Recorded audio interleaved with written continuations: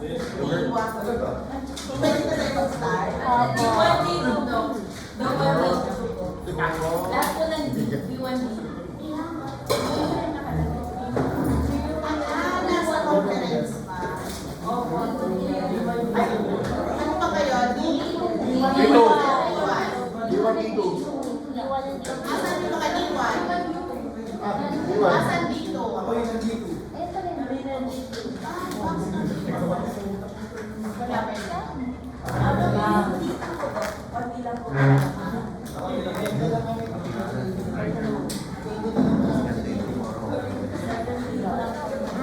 Oo. Kasi business lagi. Friday.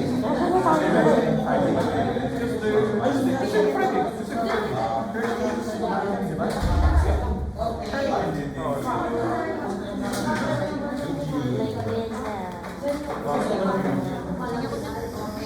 Sige, start na tayo. Okay. So, our topic for this afternoon is the second function, regulation of water and osmolarity. Oh, before that, let's pray.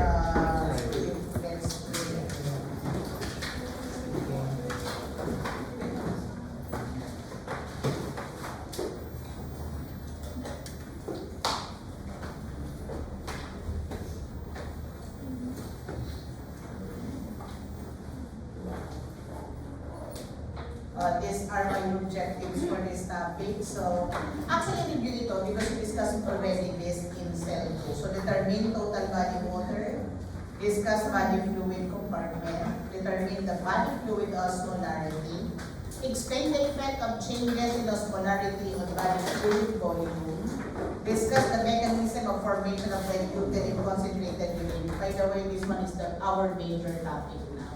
Dilution and concentration.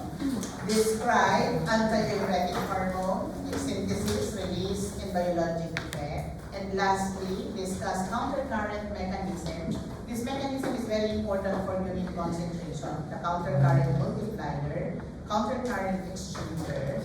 Discuss the principle of positive and negative free water equivalence and give the different clinical disorders that results in the alteration of body fluid osmolarity. So our discussion is about the regulation of body fluid volume and osmolarity. Sabay po ito, sabay. Okay. Baka bang tanong, Dok, bakit kailangan natin i-regulate ang water? Actually, ito po ang reason. For normal cellular function, okay, this requires that the composition of substance, water, and pH be maintained within normal range. Ang ibig sabihin, bago daw mag-function ang cell ng normal, dapat normal daw ang composition ng cell, normal ang water, at normal ang pH. Kaya yan ang dahilan kung bakit yan ang discussion natin, regulation ng water. Yung substances sa Wednesday po yun. Yung pH sa Monday po. No? So anyway, our concern is regulation of water and osmolarity. Ngayon, bakit dapat water lang? Sinabay mo osmolarity because pag regulate mo ang water, kailangan kasama ang osmolarity. In fact, for fluid volume regulation, it is almost entirely mediated by changes in ECF osmolarity. Kaya kung gusto mong i-regulate ang volume, i-change mo yung osmolarity. Pero kung gusto mo naman i-regulate ang osmolarity or osmoregulation, is almost entirely mediated by changes in water. Kaya importanteng malaman muna natin ilan ba ang water volume sa katawan mo. No? So let's compute for the total body water. So I want to introduce to you my best friend. His name is Juan. Ang family name niya average. Ang middle name niya Da. Juan the average. Average because Juan weighs 70 kilogram and the height is 175 centimeters. So average si Juan.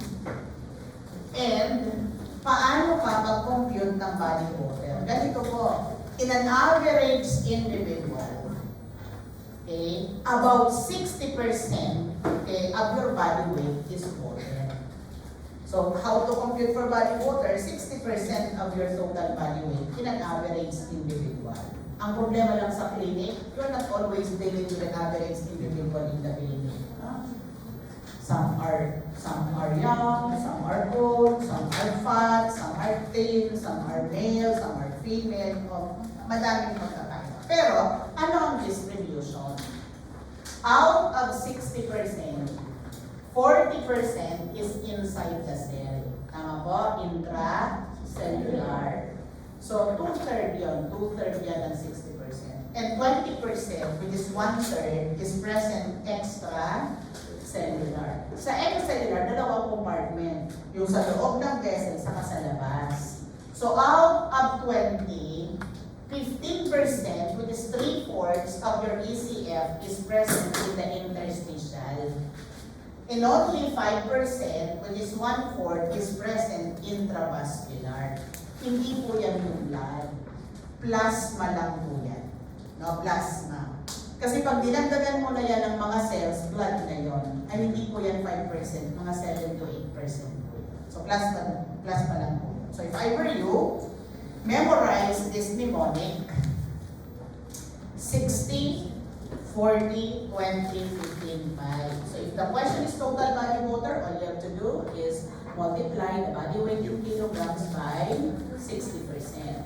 If the question is intracellular fluid, multiply it with 40%. Sabi ko, 2/3 yan ng total body water. If the question is ECF, multiply that by 20%, which is 1/3 of your ECF.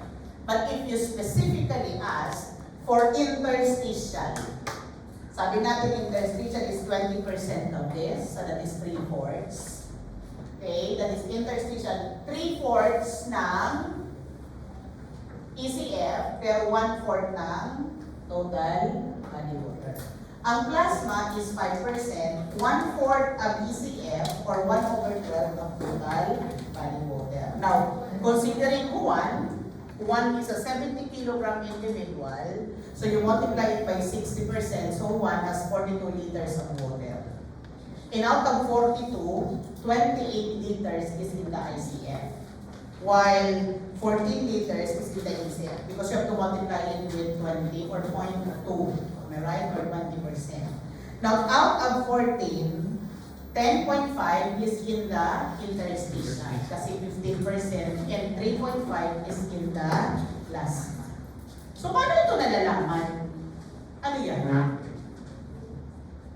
Tinignan yung ICF, pinotok lahat na cell? Hindi pwede, no? So you also use the indirect method. So we usually use computation.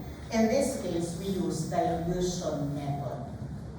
In dilution method, you administer a substance. And that substance has known amount. Dapat alam mo yung amount. Ang tawag po dyan, marker. So in dilution method, a substance which is known as the marker with known amount is given, okay, whose volume of distribution is the body fluid of interest. For example, ang interest ko lang total body water. Anong marker ang gagamitin ko? May kanya-kanya po silang marker. Pag total body water ang gusto mong malaman, ang i-introduce mo, either they use the trichated water, the deuterium oxide, or the anti-pyrene. Okay, yun ang gagamitin mong marker. Kung ang volume of interest mo is the ECF, ito naman ang gagamitin mo. Sulfate, phenolene, mannitol. Bakit sila? Kasi mga substances na to hindi nakakapasok sa cell. Diyan lang sila sa ECF. Kung gusto mo plasma, you use radioiodinated serum albumin or Evans blue because they are protein-based. Pag mga protein-based sila, hindi rin sila nakakalabas sa vessel. Am I right?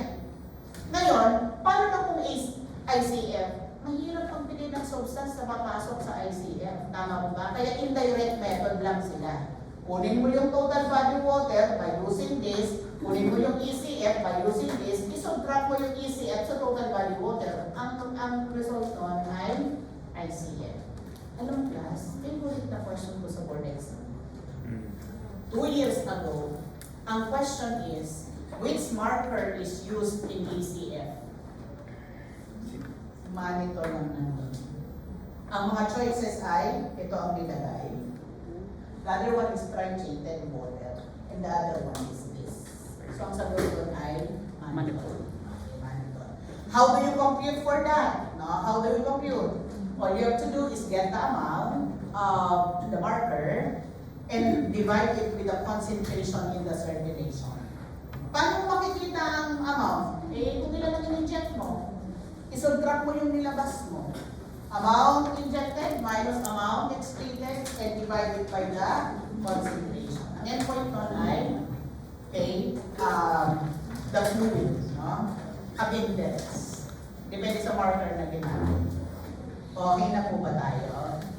So alam niyo na pag-compute ng total body water distribution, ano ang dilution, ano yung mga marker.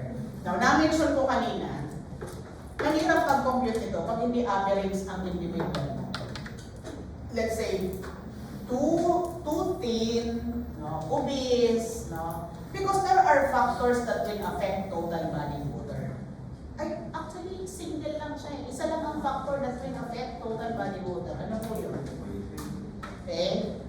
The single factor that will affect your total body water is fat content. And that is inversely proportional. The greater the fat content you have, the lesser the total body water. Ay, nandun yan sa lecture nyo sa cell eh. Sabi kasi sa lecture nyo sa cell is mainly made up of water. Tama mo ba? 70 to 80% of cell is water. Except fat cells. Because fat cells is only 5% water. 95% triglycerides sila. So mas mababa talaga ang water. Example. Let us compare obese and lean individual. Sino bang mas maraming water? Yung obese or yung lean? Lean. Ang consideration natin, fat content. Tama po? Male and female, gender. Sino mas maraming water content? Male. Ano ang rason? Because female has more fat. Fat content din. Bakit mas maraming fat ang female? Because we have more estrogen. Estrogen promotes fat deposition. Ang mas marami sa lalaki, testosterone. Ang pinopromote ng testosterone, more of protein. Doon nagpo-promote din siya ng fat deposition, pero more of protein. Gets niyo po? Yan ang dahilan kung bakit, ay, sabi ng bilang ko dati, sumanangit na awang halo. Sabi na, alam mo, nung dalaga pa ako, bata pa ako, 23 ang waistline ko. Sabi ko, Mami, kumusta na po ngayon, nabaliktad ba? Yung 23, naging 32. O dati 25 po kayo, naging 52. Reason, because as you grow older, okay, increase ang estrogen, increase ang fat deposition. Kaya bata pa kayo, maintain nyo muna yung mali, yung mababang weight. Kasi kung umabot kayo ng adult, sa ayaw din sa gusto, talagang lalaki kayo. No? So, yan po. O, tingnan natin ha, kung tama. Average infant, 70, male, 60, 50. Tingnan mo, class, pag-increase ang fat content. Anong napapansin nyo? Nag-increase. Ano ba? Pag-lean na, i-increase. So, obese, lean. Gender. Tingnan natin ang gender. Average, male, 60, 50 ang female. Mas malaki talaga sa female. Age. The younger you are, the more percentage of water you have. Kaya ang infant, ang laki ng percentage ng water by body weight. No? Kaya no, pag infant, average 70, 60 ang male, 50 ang female. Sige nga. Sino ba ang pinakamadami ang total body water? Average infant, average male, average female, average elderly.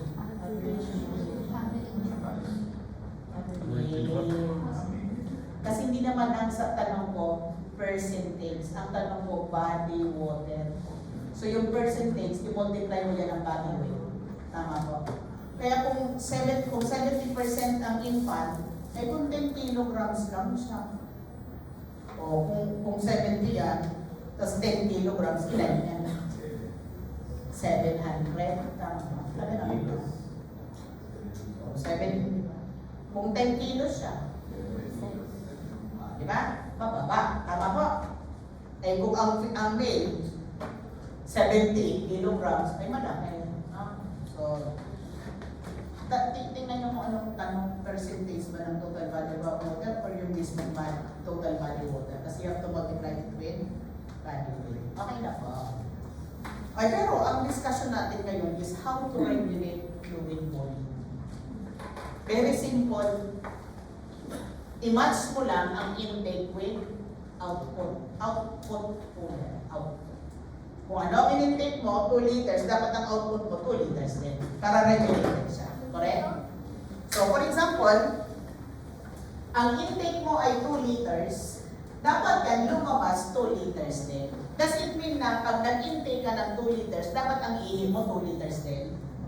Hindi. Mas mababa. Kasi hindi lang naman ang urine the only excretory organ. So, meron ka ba? Sweat, lungs, feces. Right? Kaya ito yung example ko dito sa table. Makita niya intake niya, ay, bago pala ka dito.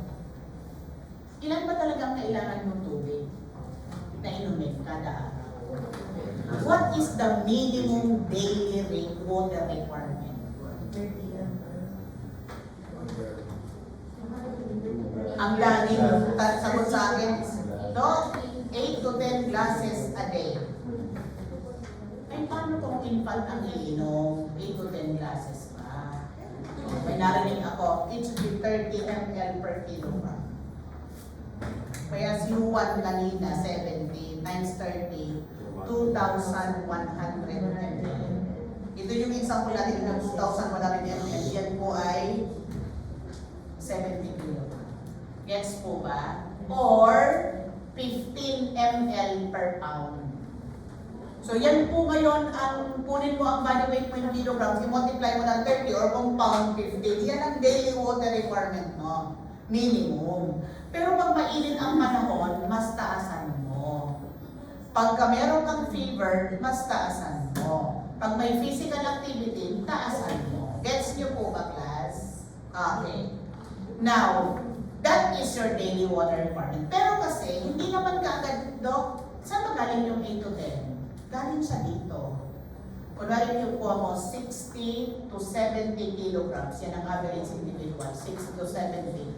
Pag kinuha mo yung 61, 8. Pag kinuha mo yung 17 to 1. Pag kinuha mo yung average na 2,000, kasi 1,800 saka 2,1, kung ang average mo 2,000, ang bawat basong maliit, 200 ml po yun.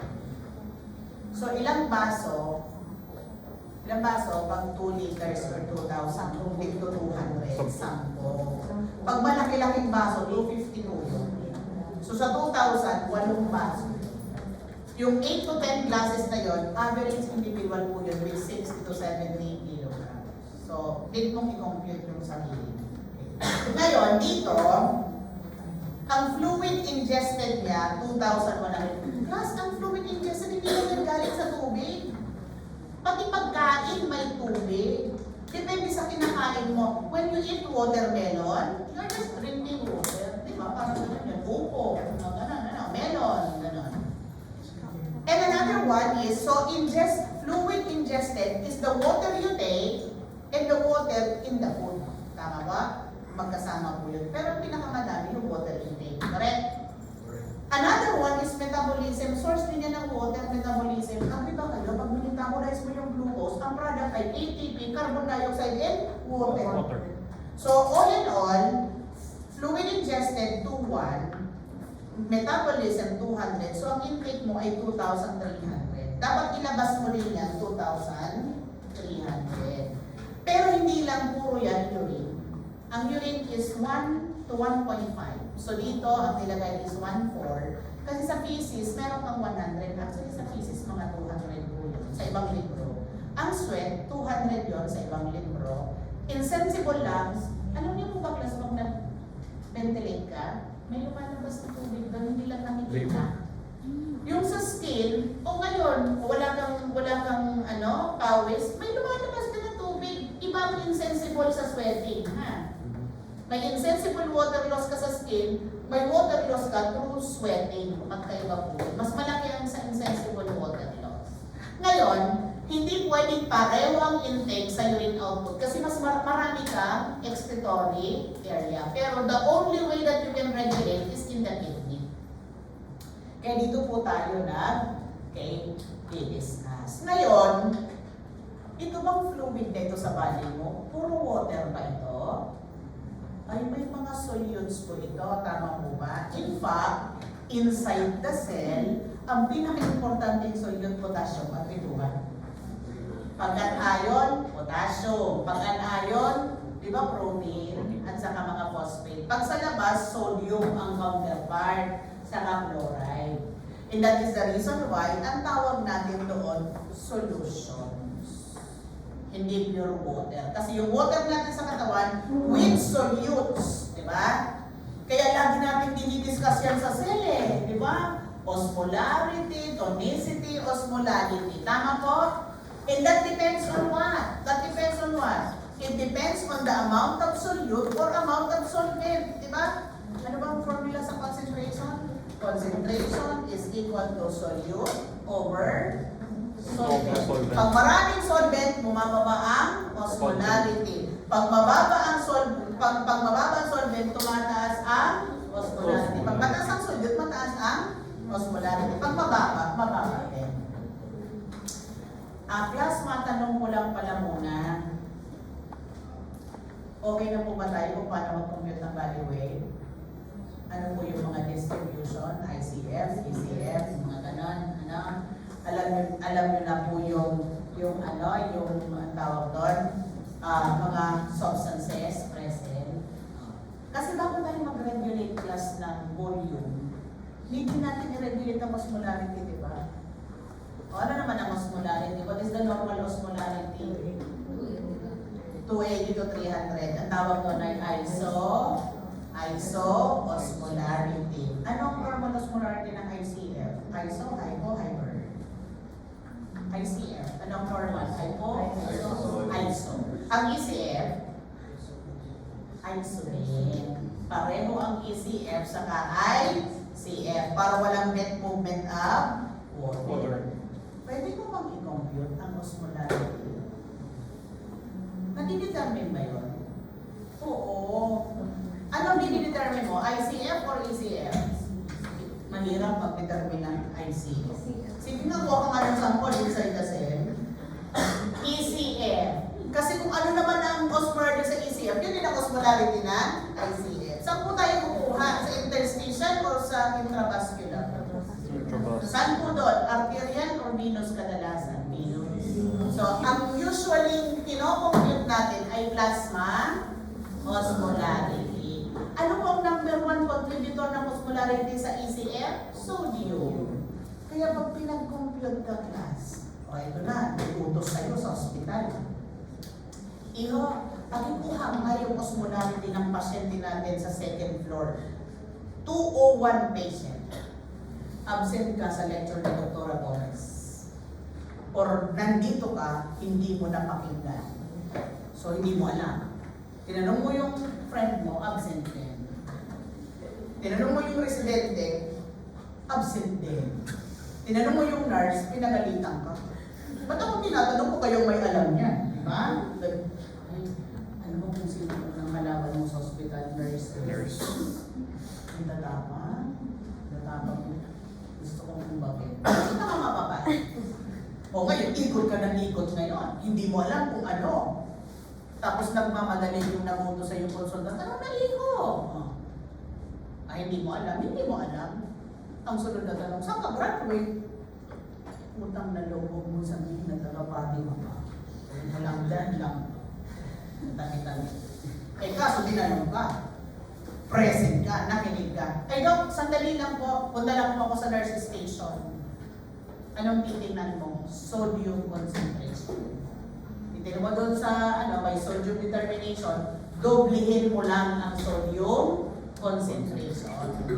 Ang normal yan, 135 to 145 milliequivalent per liter. Doblehin mo lang, that is 270 to 290. Gets mo ba? Malapit doon sa 280 to 300 kasi approximation lang naman Tama po? O ang example ko dito, 145. I-double mo, di 290. Tapos, minadali ka.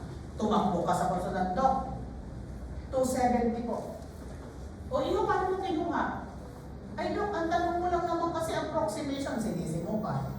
Nagmamadali po kayo, approximation lang, dinobol ko lang po, tinignan ko yung sodium, dinobol ko lang po, 270. Gusto niyo po bang accurate? Yan. Sabi niya, ang galing mo, Iho. Saan ka graduate? University.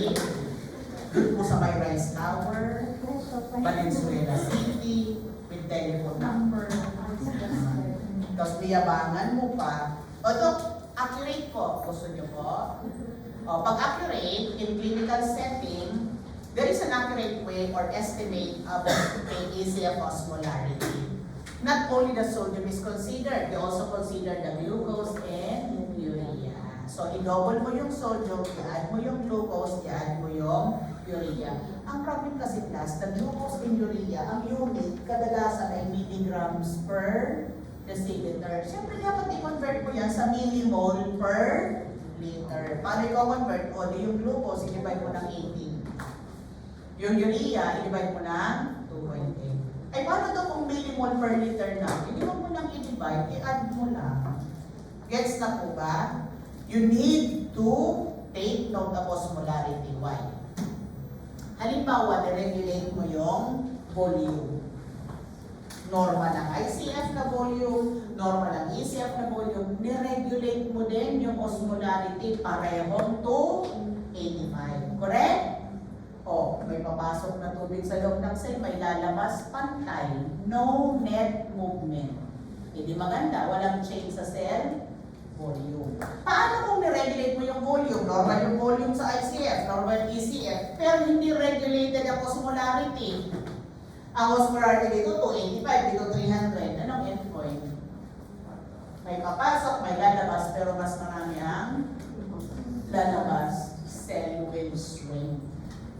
Pag binaliktad mo, 300 dito 285, mas maraming pasok. Cell will swell. Ang iniiwasan natin, why do we have to regulate both the volume and osmolarity? Ito, di ba sabi kasi, pag nilagay mo sa isotonic ito, maintain siya, walang cell volume change, tama ba? Pero kung ito, iso, ito hyper, ito hypo, anong mangyayari? Water will get into, di ba? Cell will swell. Hindi maganda, hindi pa-function ng normal yun. Kung hypertonic naman ang nilagay mo, o magsistring, gets po ba, class? Alam mo anong lesson dito? Class, pag ikaw ay may pasyente, tapos kailangan ng IV fluid, sasabihin mo, ay, lagyan mo ng suero. Ano pundok ang suero? Eh kung ano-ano bang meron dyan, hindi pwedeng gano'n. You have to give the right fluid. Otherwise, you will harm your patient. Ano ang basihan mo para magbigay ng tamang fluid? Osmolarity. Tingnan ang osmolarity. Kung anong nawawala, yun ang ipalit mo. Kung nawawalan ka ng iso ipalit mo. Pag hypo din. Pag hyper din. Paano mo malalaman? Ay, Doc, nag-diarrhea nag-vomiting, nasunog. Most probably, isotonic. Ay, Doc, ano po excessive po talaga. Ay, pag duda ka, pakuhanan mo ng osmolarity, correct? Pag iso yan, iso ang nawala sa kanya. Pag hyper yon, hyper ang osmolarity, ang nawala sa kanya, hypo. Gets po ba, class? Okay. Ganito po kasi mangyayari dyan. Sabayan nyo lang ako, maintindihan nyo naman.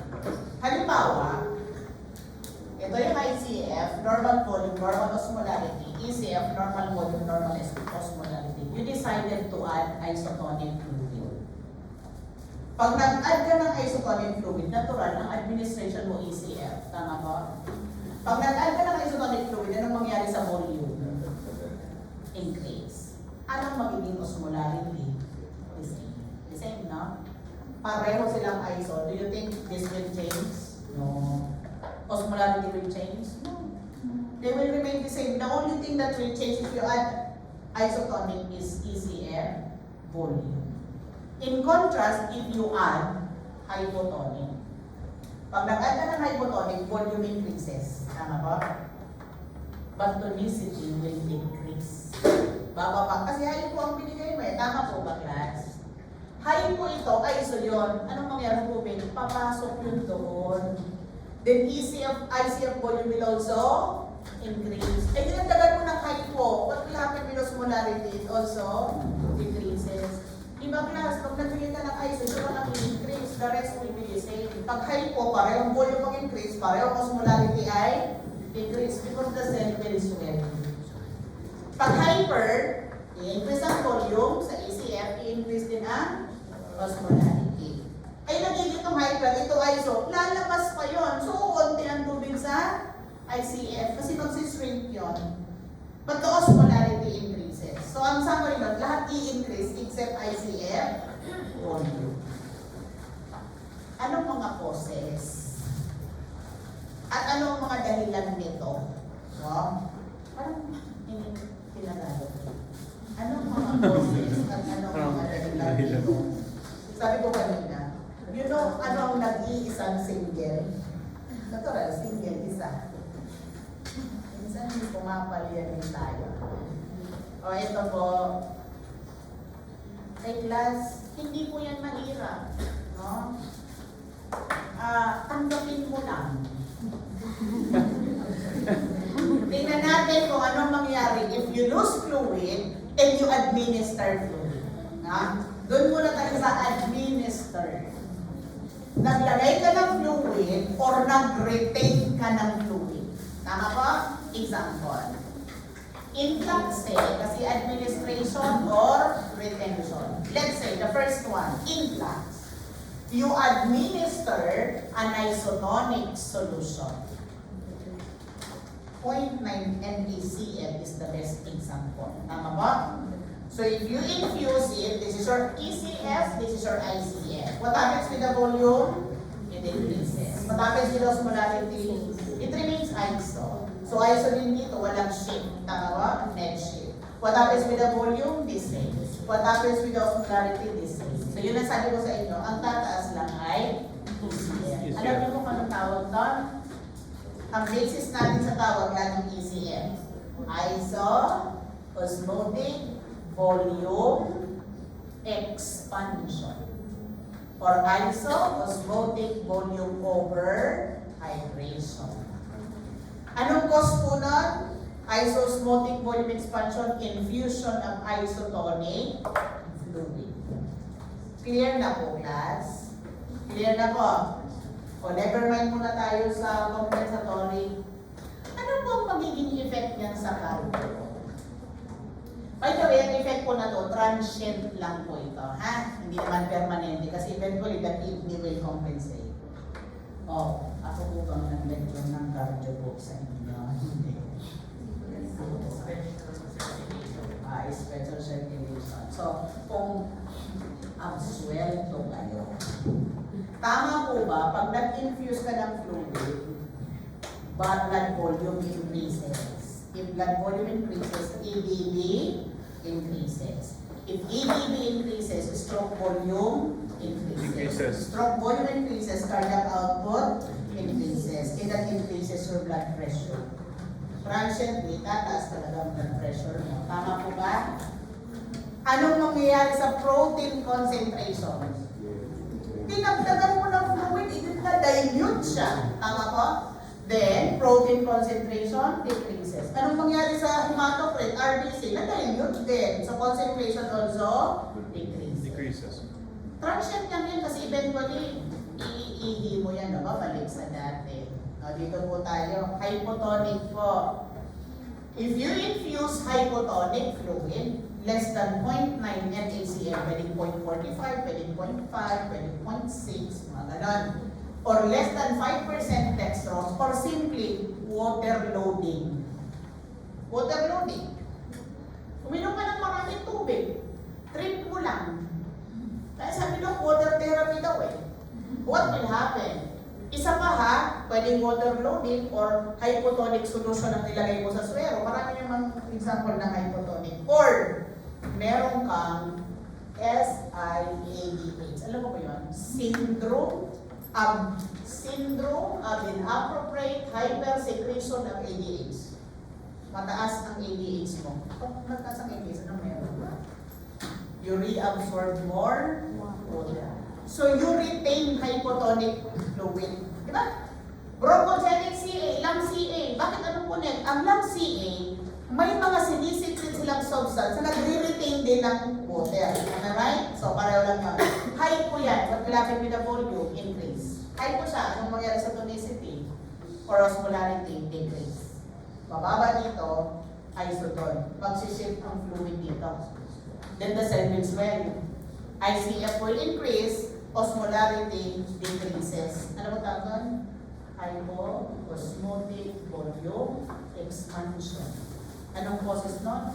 Bronchogenic CA, SI, ADH. Now, ano mangyari sa BP? Transiently i-increase din yun.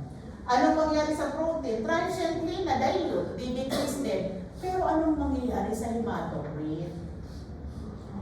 Ito si fluid. Nilagay mo sa labas na dilute, pero pumasok. Kaya unchanged.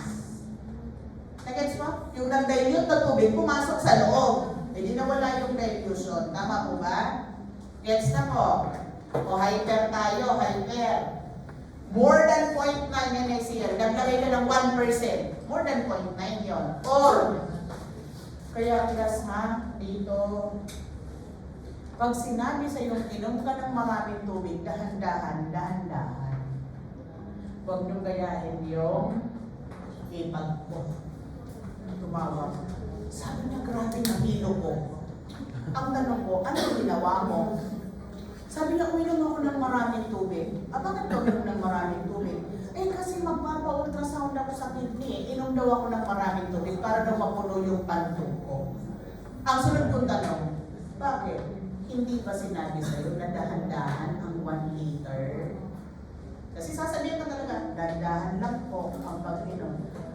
Ang sinabihan, ba't mo binilisan? Para daw mapuno agad yung pantok niya. Anong naging endpoint? Nag-swell yung cell. Kaya manifestation niya, dizziness, etc. Abi, anong gagawin ko? Umupo ka lang. Eventually, mawawala yan. Mapupunang pantok mo, gagawin ihiya. Ang ako? Ganda. Pag ito naman hyperosmotic, more than 0.9 NaCl or 1% NaCl, or wala lang, kumain ka ng maalat, pero unti ang ininom mo. Tama ba? Uy, plus pag kumain kayo ng maalat, uminom kayo ng madami. Para pag maalat, uminom ka ng madami, iihi mo kasama yung sodium. Correct?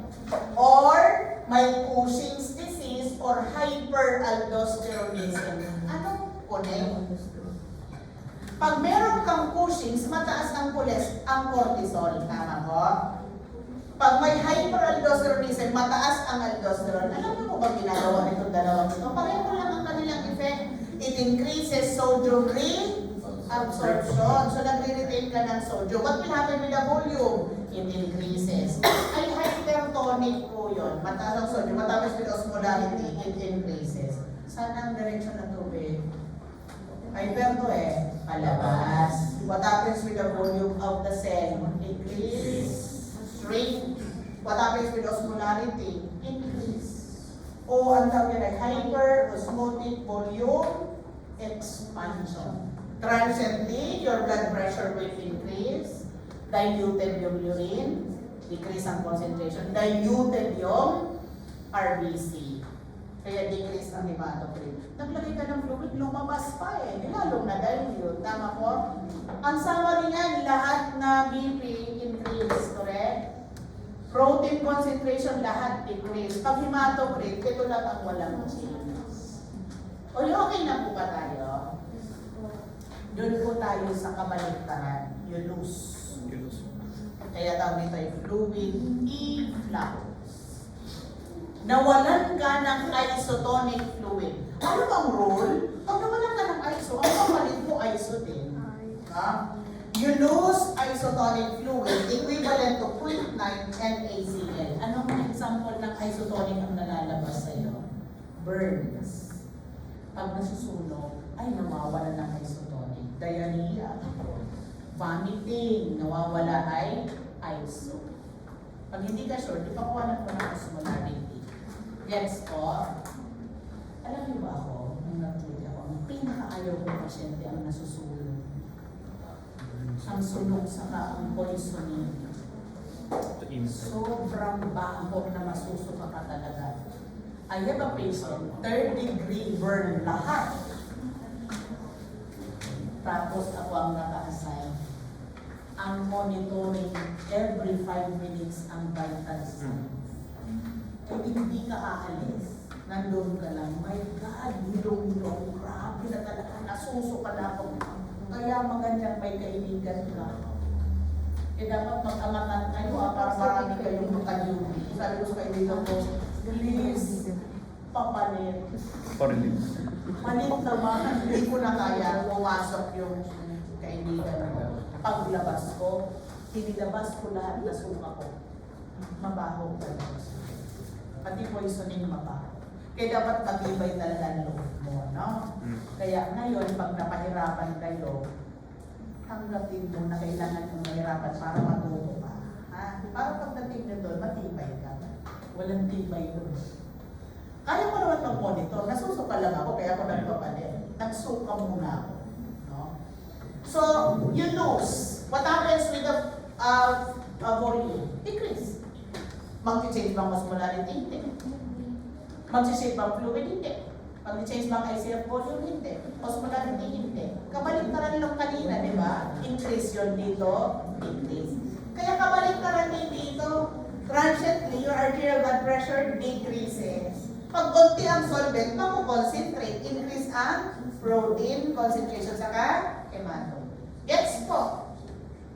Kaya nga, class, pag nasusunog, diarrhea, vomiting, anong binibigay? Expander. 0.9 NaCl ang nilalagay, NSS. Tama po? Ay, doon, minsan nilalagyan po ng dextrose, glucose. Eh, pag hindi kumain yung pasyente mo, siyempre pag hindi kumakain yung pasyente mo, yung swero mo, samahan mo ng glucose. Ay, doon, D5-NSS kasi hyper na po yun eh. Pwede po bang hyper? Don't worry. Hyper siya sa labas. Pag pinasok mo, gagamitin niya yung glucose. Nagiging iso pa rin. Clear po ba? O, dito tayo sa hypo. You lose a hypotonic fluid equivalent to less than 0.9 NaCl. Anong example ng nawawala mo ay hypo?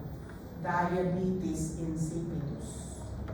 Kasi diabetes insipidus, kulang ang ADH mo eh. So hindi ka nag-reabsorb ng water, iniihi mo ang maraming water. Hypo yun.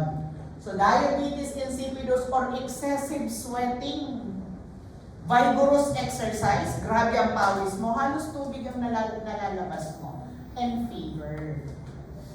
Kaya class, ang golden rule sa fever is, once ang fever ka, uminom ka ng maraming tubig, utang na loob. Kay dengue yan, kay ano yan, basta may fever ka, uminom ka ng maraming tubig. Laging ganyan ang advice sa kamag-anak. Ano po? Para gumanda ang pakiramdam. No?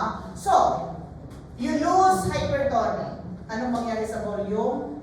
Decrease. Hypotonic pala, decrease. Anong magiging osmolarity? Tinanggalan mo ang body mo ng hypotonic fluid. Anong matitira? Hyper. Tama po? Tama po ba? So, magsishift ang fluid going to ECM. Magsishrink. Tama po ba? Eh, binawasan mo ng tubig, itataas ang osmolarity. Exactly equal. Opposite kanina. Yung kanina parang mataas ang volume, mababa ang osmolarity. Dito mababa ang volume, mataas ang osmolarity. Ano tawag mo yan? Hyper, osmotic, volume, contraction. You lose it. Dito naman, iso-osmotic volume contraction. Ang mga causes niyan ay excessive sweating, diabetes insipidus, fever. So transiently, you will decrease the BP, you will concentrate the protein. Bakit hindi mag-change ang hematocrit? Naglagay ka ng hypotonic, di ba? Naglagay ka ng hypotonic, inilabas niya yung tubig. Tama ba? Pumasok pala yung tubig. Ano mangyari? Hindi mag-change ang hematocrit. So, ayan po. What happens if you hypertonic. Kailan ka nag-lose ng hypertonic? Hindi balik ka rin mo yung Cushing's. Di ba kanina?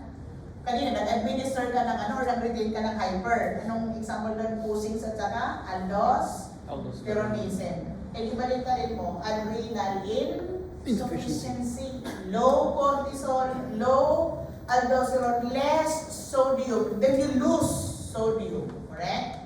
So that you lose hypertonic fluid. Or what happens with the volume? Decrease. If you lose hyper, what happens with ECM? Baliktad. Pag nag-lose ka ng hyper, magiging hypo. Hypotonic. So you decrease this, correct? Saan ang direksyon ng tubig? Papunta sa cell. So you increase the volume, you add water, what happens with osmolarity is decreases. Ito natin. Hypoosmotic volume contraction causes adrenal insufficiency or overuse of diuretics. Bakit pag uminom ka ng diuretics? Diuretics lose sodium. That causes loss of water and sodium. Ano ba? ADH. No, kanina nandun po yun. Pag marami kang ADH, you retain water.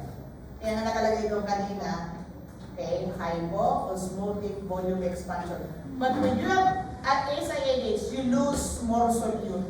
Kaya meron ka rin dito. Correct? It will cause hypoosmotic volume expansion and hypoosmotic volume contraction. Oy, nagkakaintindihan po ba tayo? O, pinicturan nyo naman ito. Pag uwi nyo, intindihin nyo. Pag hindi naintindihan, tanungin ang kaklase. Pag hindi naintindihan ng kaklase, yung kaklase mo maghanap din ng another kaklase. Pag na-explain, saka din i-explain sa iyo. Kailangan mo ng marami ng kaklase.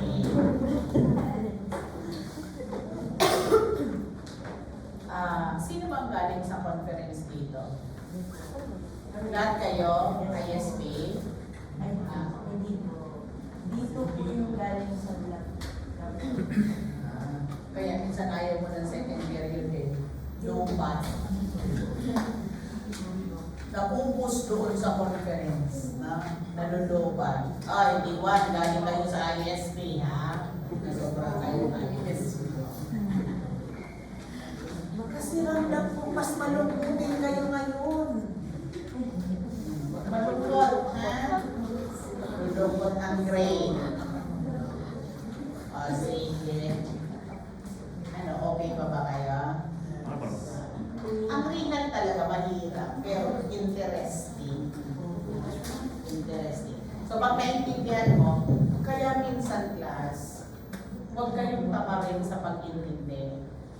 Ang sikreto para maging magaling na doktor, hindi yung dahil magaling ka sa klase.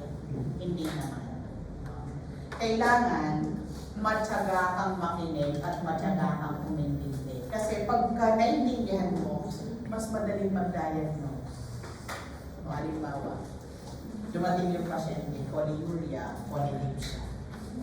Ang una mong titignan, ay, ba't po kayo napunta dito? Chief Complaint, no? Ang unang tanong, kumusta po? Bakit po nagpatingin? Ay, grabe po kasi ang ihi ko sa uhaw ko. Pag narinig mo yun, dapat marami nang tumatakbo sa utak mo. Pwedeng diabetes insipidus, pwedeng sobra lang talagang inuman ng tubig, or pwedeng diabetes insipidus. Gumagano na yung utak mo habang nagtatanong ka sa pasyente. Dapat ang tanong mo, organize, hindi yung, ano ang pangalan mo?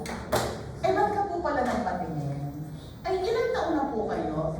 Ano pong ibang nararamdaman yung mahihilo yung pasyente mo? Dapat ang pagtanong mo, dire-diretso, organize. Pagtanong mo, ano pong pangalan? Ilang taon na po kayo? Saan po nakatira? Pag infection ang pinag-usapan, crowded po ba yung area? Puro ang tanong mo general data. Tama po? Ganito, ano pong trabaho? Kasi minsan pag-hypertension, pagka-stress po ng trabaho, kasama po yun. Uubusin mo muna yun. Tapos, napunta po pala kayo dito kasi grabe po pala. Excessive po ang urination mo, saka grabe po ang buhaw mo.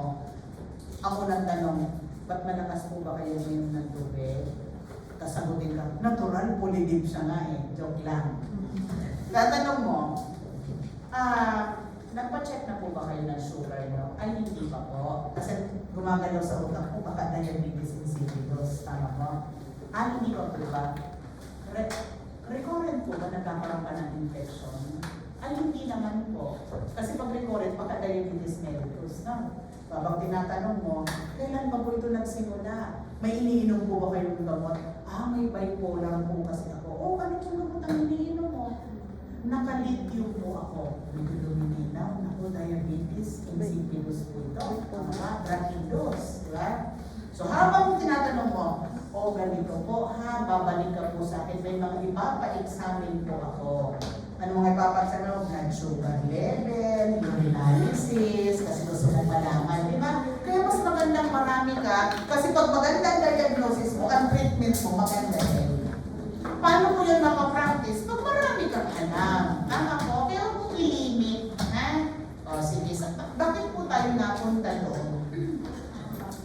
Anyway, ang ating pong discussion is regulation of water volume and osmolarity. Correct? Doon na po tayo sa regulation. Sabi natin, ipantay natin yung water intake with output.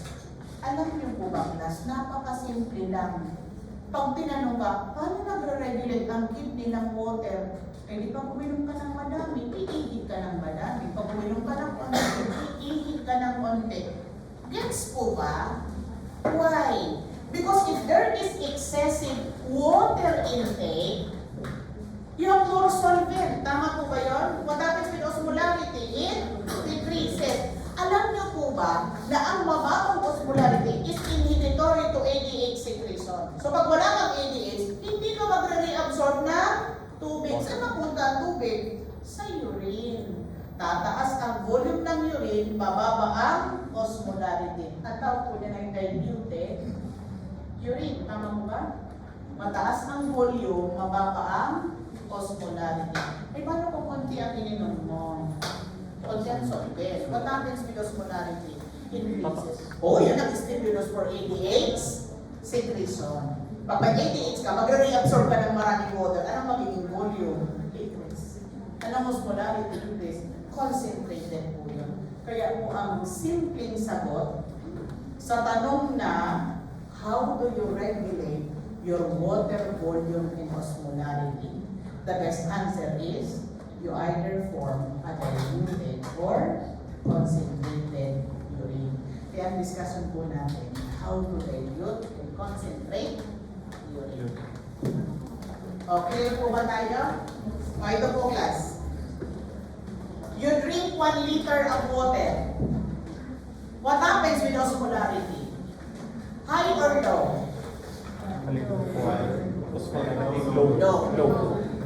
What happens with urine volume? High or low? High. Kaya, decrease ang osmolarity, high ang urine volume. Kasi you want to maintain also the osmolarity. Normal. Tama ba? May tanong. Sino po bang nag-perform ng urine? Sino po bang nag-perform ng urine? Nephron. Cortical po o juxtamedullary? Or pareho? Pero sino pang nagpo-concentrate ng dadalute ng urine? Ito po ba ay juxta? Ito po yung cortex. Ito po yung medulla. Juxta po ba ito? Yes. Some parts are in the cortex, some parts are in the medulla. So ito po yung talaga may trabaho. Class, pag tinignan niyo po ito sa libro, mahaba po ito. Mahaba-haba ito. Medyo mahirap-hirap intindihin. Makinig lang po kayo, sundan niyo po ako. Ito lang po ang gagamitin ko, picture lang. I-discuss ko po ang dilution and concentration. Makinig kayo, simplihan lang po natin. Ngayon, kung gusto mong clearer, di basahin mo yung libro kung may oras kayo. Basahin mo yung libro. Medyo malinaw-linaw. Kanina, sabi ko, explain ko ito. Pagka gusto mo magbasa po kayo ng libro kung may oras kayo. Sabi niya, ay wala na po kami oras. Kaya sabi ko, hindi makinig kayo. So, tingnan natin kung paano ang juxtamedullary nephron nag-concentrate at nagdadilute ng urine. So, parang kwento lang po ito. Sana po makuha niyo yung kwento ko. Bago po ang kwento, always remember, tangin po yung color dito eh. Sa laptop po, magandang color. Lighter yung cortex, darker yung medulla. What does it mean? It is because cortex is always iso. Cortex is always isotonic. Medulla is always hyper. As you go deeper into the medulla, it becomes hyper and hyper. So, mas hyper ang inner. Tama po? Kaya kung ito yung outer medulla, ito yung inner medulla, mas hyper po ang inner medulla. Yan po ang isang kwento. Ang cortex iso, ang medulla hyper. So, let's take note of the permeability of the tubule. Pagdating po dyan sa proximal, ilalagay niyo po parehong check. Ang ibig sabihin, permeable sa water, permeable din sa solute. Madami pong solute ka na, pero ang mag-concentrate lang po ako sa sodium chloride. So, pareho pong permeable. Dito, pareho din. Permeable sa water, permeable din sa solute, which is sodium chloride. Pagdating sa tape, solute lang. This is always impermeable to water hanggang early distal. Impermeable. Pagdating po sa late distal tubule and collecting that, may condition. Sa water, hindi siya permeable. Pero magiging permeable siya pag may ADH. Gets po ba? Sa sodium, hindi rin siya gano'n ka-permeable. Mas permeable siya pag may aldosterone. Gets po? O, sige, simulan natin ang kwento. Ano ba gusto nyo unahin? Unahin natin ang maraming ininom na tubig. Tama po? Ano sabi natin? Pag marami kang ininom na tubig, increase water intake, anong osmolarity? It decreases. Inhibitory or excitatory to ADH secretion? Inhibitory. So, di-decrease mo ito. So, hindi ka mag-reabsorb masyado ng tubig. Tama po? So, tataas ang urine volume mo, bababa ang osmolarity. Ano tawag doon? Diluted urine. So, titignan na. Okay. Let's start with urine formation. Ang start ng urine formation is filtration ng plasma. Correct? Glomerular filtration, you filter the plasma. Plasma is iso. Is that correct? Plasma is iso. Therefore, when you filter the plasma, it becomes filtrate. Filtrate is also iso. Tama po. Ang cortex iso din. Do you think we have reabsorption of water? No. Walang reabsorption dapat ng water. Pero, malinaw na sinabi ko sa lecture ko sa Renal 1 that the proximal tubule is the major reabsorptive area. You have there the brass border, you have more mitochondria, the basolateral membrane is highly invalidated. There are so many active transport. Tama po ba? Then, what will happen? When you filter the plasma, which is iso, the filtrate is iso, and you actively reabsorb the solutes. Tama po ba? How many percent? Sabi natin? 67%. 100% ng glucose, 100% ng amino acid. Tama po ba? Then when you reabsorb the 67% of solute and 100% of your glucose and amino acid, anong mangyayari sa tubig? Permeable yung water. Water will follow. Kung ilan ang percent na nire-absorb mo, yun din ang sasamang tubig. Tama po ba?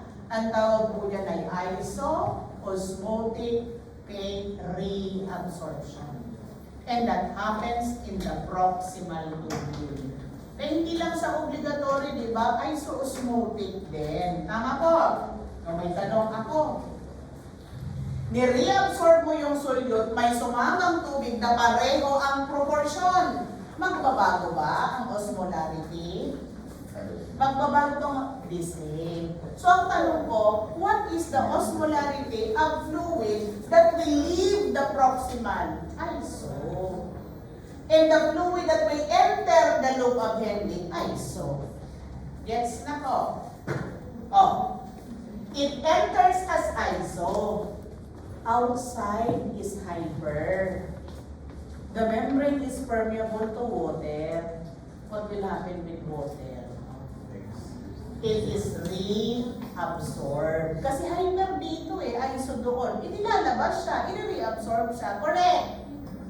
Ang tanong, may kasama bang solute? Permeable yung water.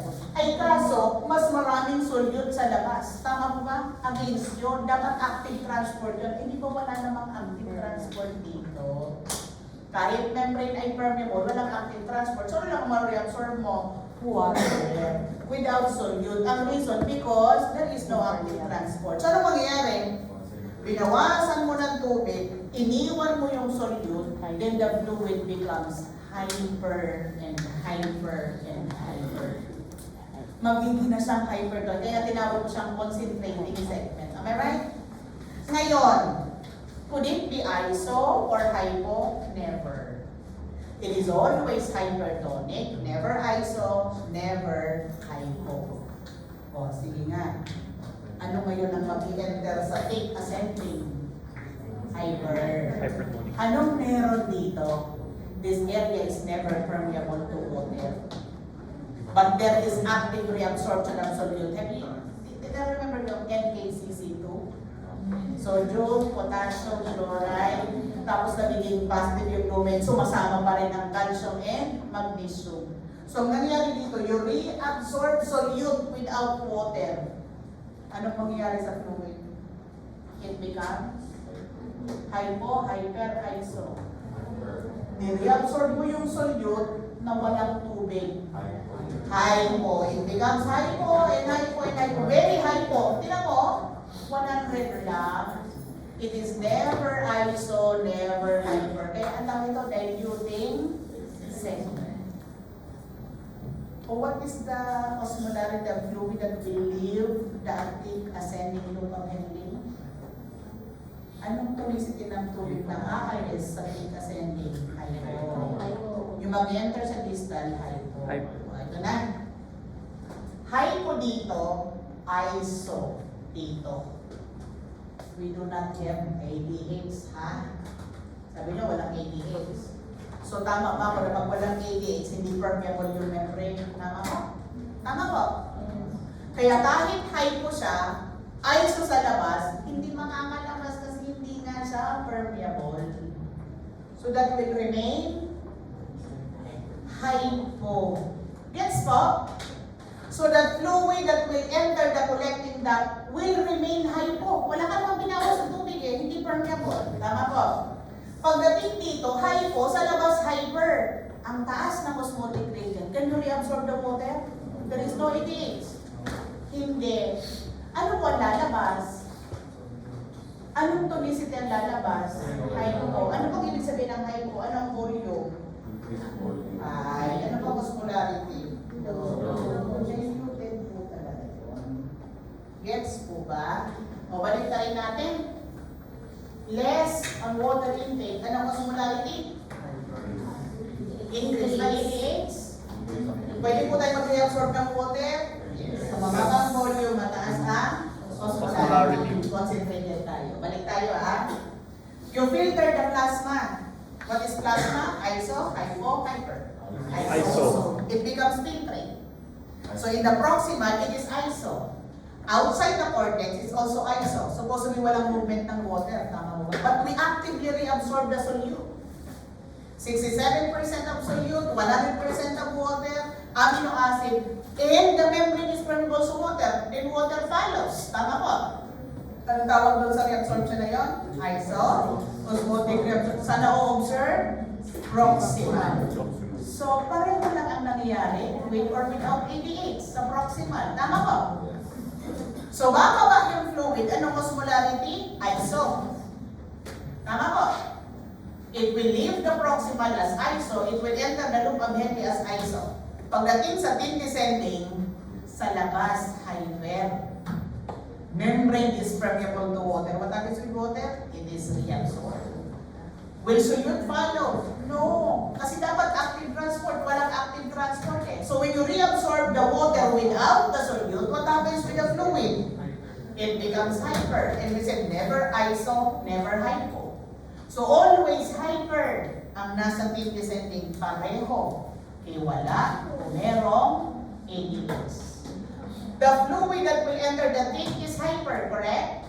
But we said in tip, it is never permeable to water, even with ADH. Gets po? So what will happen? You will only reabsorb solute. Without water, tinanggalan mo ng solute. Ang water na rin din, anong mangyari sa fluid? It becomes hypo and hypo. Never iso, never hyper. Kaya tayo sa kanya yung diluting segment. Pareho, wala, o merong ADH. The fluid that will enter the distal tubule is hypo, the same. Ang pagkakaiba lang na dito. Hypo, iso. May ADH na po tayo. So permeable na po yan sa water. So therefore, water will be reabsorbed. Kailan titigil? Pag pareho na ang osmolarity nila. Pag pareho na silang iso. Kung ano pong pagkakaiba with or without ADH? Pag without ADH, it will remain hypo. Pag may ADH, it becomes iso. So it enters as iso. Sa labas, hyper o permeable.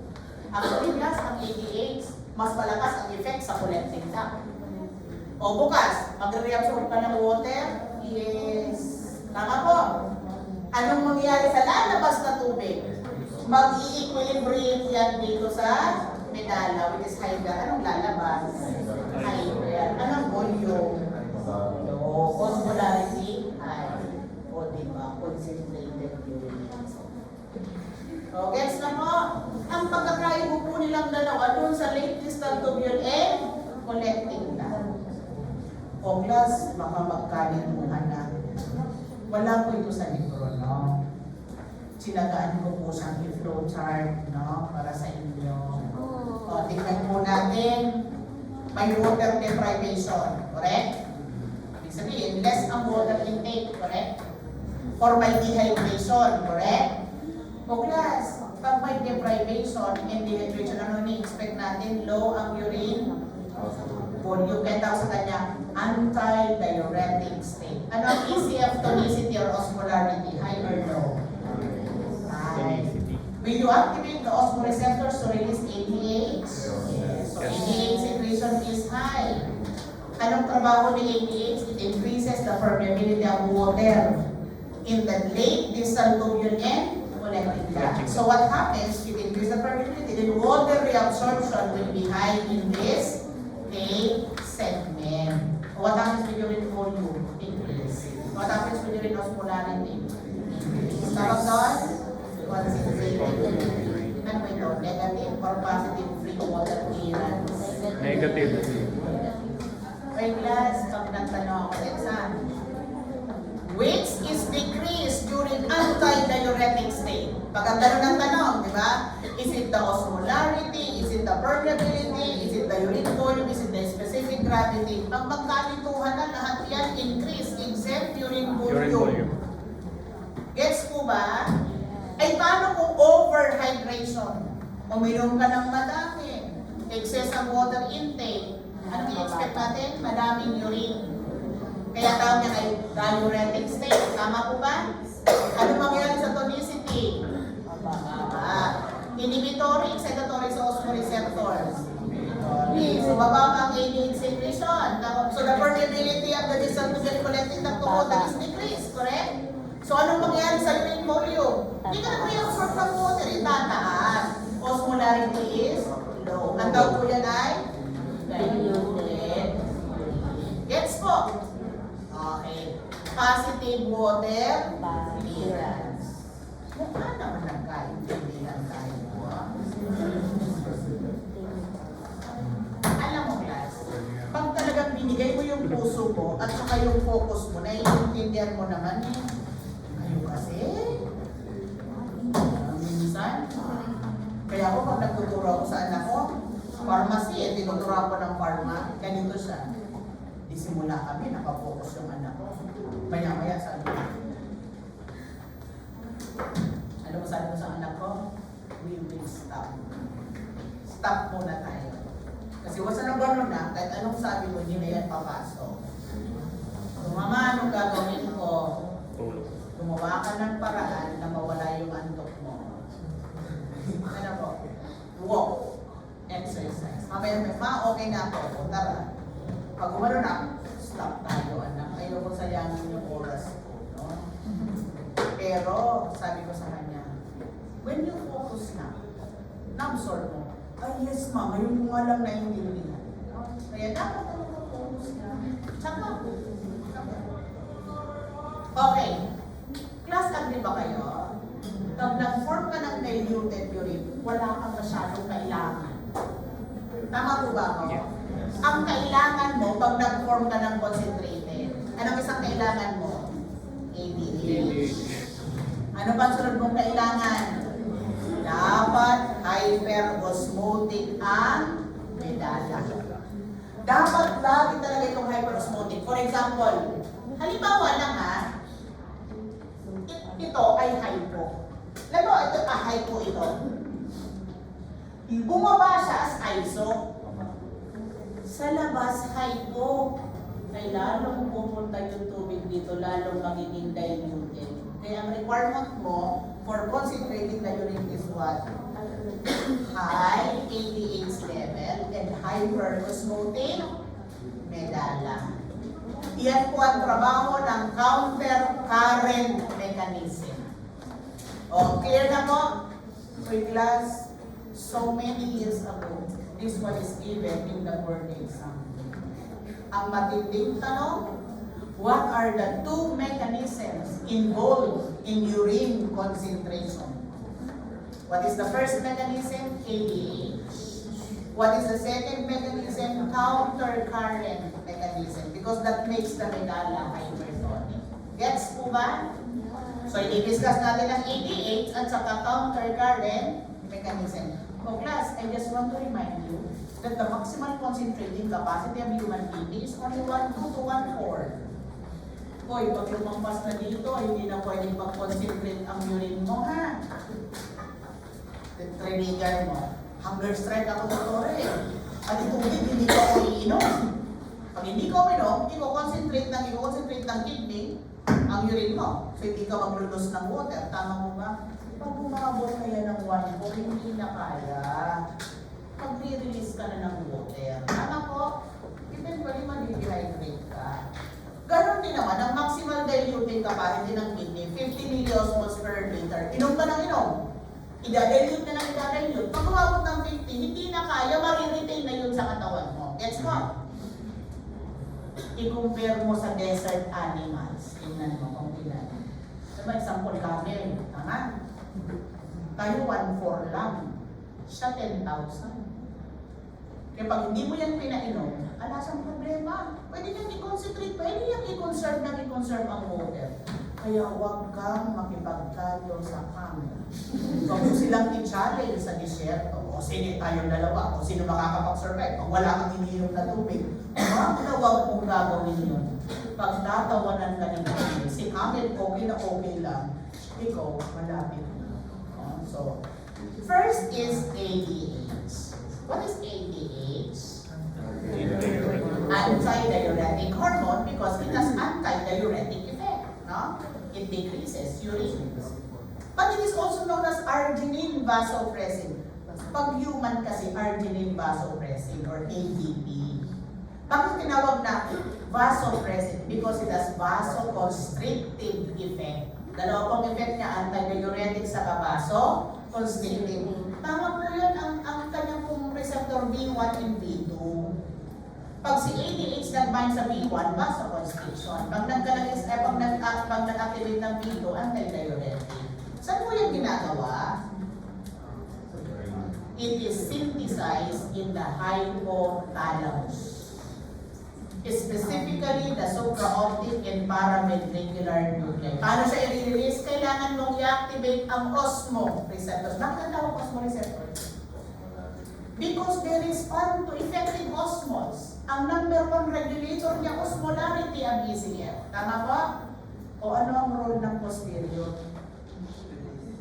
O, hindi po nagpo-form ng hormone ang posterior. Ang role po nila, doon lang tinatago sa kanili-release. Tama ba? Storage and release. Okay. O ano po ang number 1 regulator ulit ng ADH? ECF, osmolarity. Pag mataas ang ECF osmolarity, tataas din siya. Tama ba? Pag mababa, bababa din siya. Osmotic factor po yun. That is the major one. Pwede namang hemodynamic factor. Kunwari, mababa ang ECF volume, mababa ang BP. Pero class, hindi po ito nakakalito. Dok, baka malito ako eh. Mataas ang osmolarity pero mababa ang ECF volume, mababa ang blood pressure. Class, di ba? Pag mababa ang ECF volume, mababa ang solvency. Tama po? Ang main point, mataas ang osmolarity. Tama po? Tama po ba? O dito naman, pag mataas ang ECF volume, mataas ang solvent. Bababa ang ECF, osmolarity. Di ba bababa din ito? O dagdagan na lang natin. Other factors that increases ADH secretion aside from increased ECF osmolarity or decreased ECF volume and blood pressure are pain, emotion, stress, exercise, standing, nausea, vomiting, angiotensin II, anti-seizure drug na carbamazepine, nicotine will increase it. Samantalang dito, alcohol and ANP. Pwede ko na lang ang i-memorize nyo. Alcohol and ANP. Ito class ang dahilan kung bakit pag uminom ka ng alcohol, ihit ka ng ihit. Kasi pag uminom ka ng alcohol, mababa ang ADH. You will not reabsorb water, so you lose it. No? Ay talaga naman pag uminom ka ng alcohol, ihit ka ng ihit. Bakit ihit ka ng ihit? Ay inom ka ng inom eh. O di ka, tataas to. Pag inom ka ng inom, mababa ito. Plus, alcohol decreases ADH. O okay na po. Sige.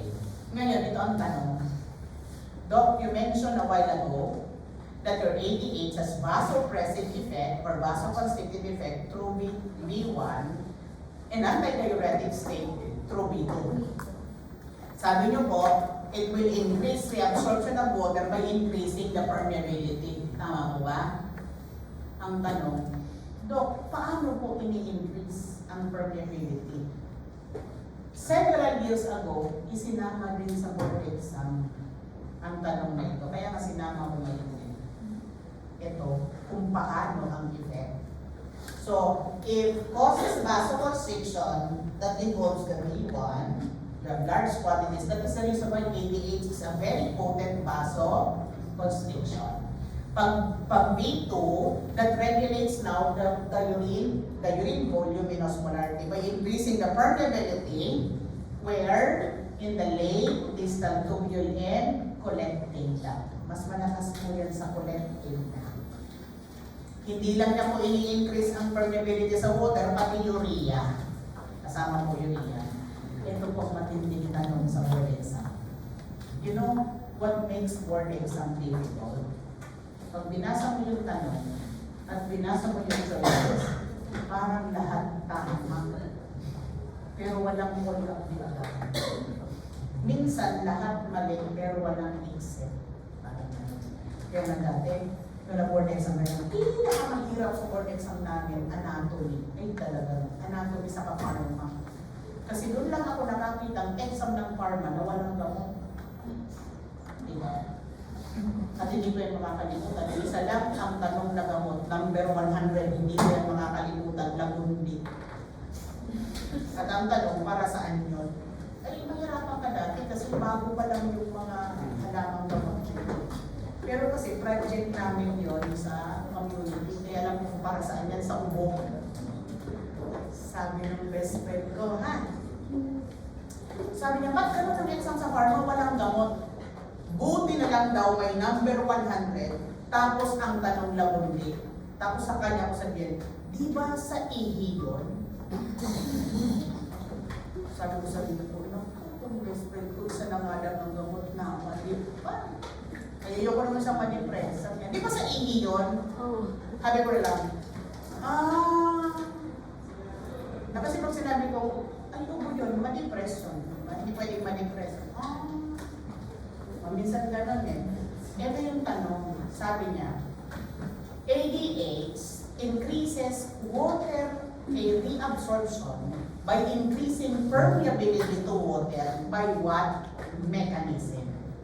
First choice, because it opens water channels. Kinda tama, di ba? Kasi pag in-open mo, increase na naman. Tama mo? Number 2, because it increases water channels. Kinda tama. Tama mo? And number 3, it inserts water channels. Tama din. Hindi ko maalala yung choice D, pero sure ako hindi all of the above. So anong pipiliin mo? Hindi kwentuhan natin. Ang tanong niya, immediate effect eh. Immediate effect. When ADH, ito yung basolateral, di ba? Ano tawag dito? Apical. Dito po dapat ang i-increase ang permeability. Nakita niyo po ba yung mga water channels? Nandito po sila. Di ba? So when the ADH binds with V2, it activates GS. Or sa cell signaling, anong ina-activate ng GS? Adenylate cyclase that converts ATP into cyclate AMP. Pero AMP activates protein kinase A. Kinase phosphorylates. Tama ba? That phosphorylates dynein. Dynein is a molecular motor protein that moves these water channels here to insert the water channels in this area. Kaya right term is insertion of water channels. Pag ikaw ang magsasagot, hindi mo pipiliin yun. Tama po? And what is this water channels? Aquaporins. Tama po? Anong aquaporins? Ay, ang daming aquaporins. 0, 1, 2, 3, 4, 5, 6, 7, 8, 9, 10, 11, 12. Hanggang 12 na yun. Anong aquaporins ang ini-insert dito na mediated ng ADH? It's aquaporin 2. Yan po yung nasa kidney. May aquaporin din po kasi dito sa basolateral, pero hindi po siya related ng ADH. 3 and 4 po ang nasa basolateral. Okay na po tayo? Ito, gusto ko lang ulit linawin. Ano kasi, pag increase ang water intake, ano ang ECM osmolarity? Increase. Mababa din po ang ADH. So, is water retained or lost? Water, pag mababa ang ADH, you lose water, you retain water. No ADH. Hindi mo yan ma-reabsorb, correct? So, you lose water. Tama ba? So, call that diode. Kasi kung mababa ang ADH mo, hindi ma-reabsorb. Tama ba? So, you lose water. Tawag ay diuresis. Diluted concentrated urine. Diluted or concentrated urine? Positive or negative free water clearance? Baliktad, pag less ang water intake, di ba? Osmolarity increases, ADH increases, so you reabsorb water, so water is retained. Less is lost in the kidney. Anti-diuresis yun. So concentrated, negative, water clearance. Okay na po tayo. O next. Ang next na requirement assigned from ADH is hyperosmotic medalla. Tama po ba? And that is the function of counter current mechanism. Uy, may kwento ako dito. Alam niyo ba, nung first year ako, hindi ko po ito naintindihan. I tried my best to understand this, but I never understood. Kaya, nung nag-lecture yung faculty dito, siya yung idol ko. For me, sa mga, siya yung pinaka-magaling. Fisyo po yun. Head ng fisyo. So talagang, sabi ko, siguro pag ako, gusto ko gaya ni Doktora. Kasi nung nag-lecture na siya nito, ay sabi ko, ganun lang pala yun. Ang galing niyang mag-lecture na binababa sa level ng estudyante. Sabi ko, ay, ang simple lang pala. Pag uwi ko sa bahay, binasa ko ulit, nawala. Hindi ko na naman naintindihan. Kaya pag nag-i-exam, never kong binasa ito. Kasi ang sabi ko, pag wala akong oras, ba't ako magugugol ng oras sa isang bagay na hindi ko naman maintindihan? Doon na ako sa iba. Tama po? Ay, Tama po ba ako? Sabi ko, basahin ko lang ito pag may oras ako. Eh di ba pag medical student, lagi namang walang oras. Ang kalakaran, lagi tayong walang oras. Tama po? Kaya nangyari sa atin, lagi tayong may backlog. At pag may backlog tayo, pilit natin hinahabol yung backlog. Huwag mo nang habulin, doon ka na sa susunod. Mabubuwang ka. Kaya pag nag-exam ito, hindi ko binasa, wala akong oras, so hindi ko siya naiintindihan. Nandun sa tanong. Pumipilit lang ako, sabi ko, Lord, alam mo naman na nagpapasa ako. Tinulang lang talaga akong oras. Gusto ko naman siyang basahin, hindi ko lang talaga kaya intindihan. Tulungan mo naman ako, mukha naman tinulungan ako. Kasi pumasa naman ako sa exam. Ganun lang gagawin niyo, pag hindi mo na kaya, pilit ka, Lord. Bigyan niyo pa ako ng lakas. Pag hindi ka binagyan, hindi ka na lang nagulong during exam. So, nung naging faculty ako, pero hindi medicine, never kong diniscuss ito. Ba't ko i-discuss ang isang bagay na hindi ko naman naiintindihan? Diba? Kailan ko naiintindihan ito? You know, class, ang kwento, pag ko ito naiintindihan, nag-apply ako sa isang medical school. Sabi ko lang, may vacancy po ba kayo? Sabi ng secretary, ay masok na po kayo doon for interview, Bishop. Ay hindi, sabi ko kasi nakawawak, wala pa akong dala. Doon, out of the country po siya. Pasok lang kayo, okay lang po yun sa kanya. Ang interview ganito, Doktora, saan po kayo graduate? Sabi ko sa mating ako, ano kung kaya niyong i-lecture? Alam mo yung nanginginig ka na hindi ka ready? Wala akong maaalala ang sabi ko din. Sabi ko, Doc, renal, cardio, neurophysio, yung mga mahihirap, ayun ang nasa isip ko eh, anong magagawa ko? Sabi na, ay, start na po kayo sa main. Kasi yan pong mga topic na sinabi ng mga guest lecturer po yan sa amin para po hindi na kami kumuha. Siyempre paglabas ko ng problema ako. Ano ba naman, kaya pagpunta ko, sabi ko sa idol ko, Doc, lecturean mo naman po ako ng renal. At saka, ba't ka nagpapalecture? Nag-apply kasi ako, Doc, hindi ganun ako ng kung anong topic, yan po ang nasabi mo. Sabi na, ay, hindi ka pala, ba't ka naman ang pinili mo? Sabi ko rin, nervous po ako, doktora. In-explain niya sa akin ito ng mabuti. Pagdating sa countercurrent, sabi ko, oh my God, need ko talaga itong maintindihan kasi medicine lang yung lecture ko. So, nag-lecture ako. I just embraced it, I just read this. Ang una kong tinanong, para saan ang countercurrent mechanism? Sinagot ko ng libro. Sabi niya, it will produce hyperosmotic medulla. It will cause the hyperosmotic medullary interstitium around 1,200 to 1,400 milliosmoles per liter. Ang next na tanong ko, paano? How it will cause hypertonicity of the medulla? Ang sagot ng libro, accumulate solute greater than water. Pagdagdag ka ng magdagdag ng solute na konting tubig, tama po? And next na tanong, sinong gagawa niyan? Ay, di yung mga structures na nasa medulla. Number 1 is loop of Henle. Kaya nga long ang loop of Henle sa juxta medullary. Pangalawa, siya lang may basa recta. Tama po?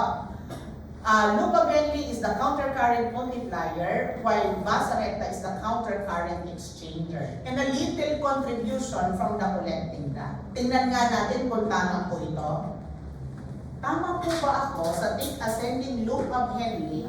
You actively reabsorb solute, sodium, potassium chloride, sasama si magnesium and potassium na walang tubig. Tama po ako? That is the reason why you can concentrate solute in the medullary interstitium. That is the most important mechanism. Another one, in the collecting duct, especially with aldosterone, you reabsorb sodium. Sodium din, di ba? And there is passive absorption of large amount of urea in the inner medullary collecting duct. Naalala niyo po ba sinabi ko na most of the substances are reabsorbed in the proximal? May exception ako dun eh. Magnesium sa thick, urea sa medullary collecting duct. Doon po yun. Bakit mo kailangan i-reabsorb ang waste product? Because it adds solute in the interstitium. Paano po yun nangyayari? Sa renal form niyo po yung malalaman. Gets niyo po ba? And absorption of small amount of water. So the most important is the ascending loop of NP. Subukan nga natin. Kunwari, walang counter current. Eh di kung walang counter current, ISO. Ito, tama ba? ISO. So pag nag-enter si ISO, wala kang marireabsorb na water kasi parehong ISO. Ngayon, pag akyat niya, walang counter current. So it will go up, ISO, will come out ISO. Puro ISO. Tama ba? Kaya lang, ang nangyari sa ascending loop of Henle, pagbaba niya, pagdating dito, ni-reabsorb ang maraming solute. Tama ba? So this makes the medulla hypertonic. Kaya pagbaba niya, pwede ka nang mag-reabsorb ng water until it goes up na hypotonic solution. Kasi nga, dadami na ang solute. Bakit siya? So anong role pala ng peak ascending? That produces the hyperosmolarity of the medulla. Siyang responsable kung bakit ang medulla hyperosmotic. Anong rason? Because there is reabsorption of sodium, chloride, potassium, magnesium, calcium without water.